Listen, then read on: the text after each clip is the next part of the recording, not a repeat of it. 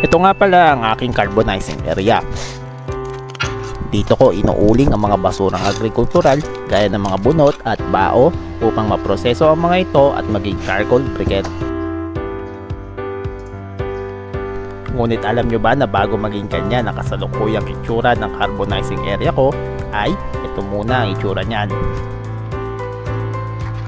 Opo, sa isang malaking stainless drum ako nag-uuling ng mga inipong kong agricultural waste.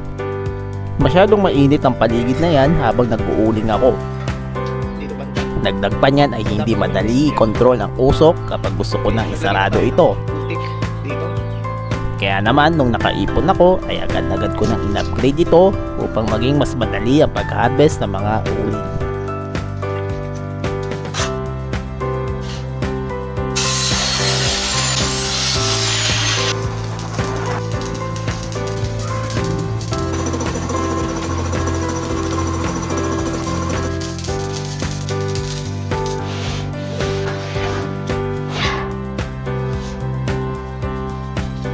Wala pang 2 minuto yan.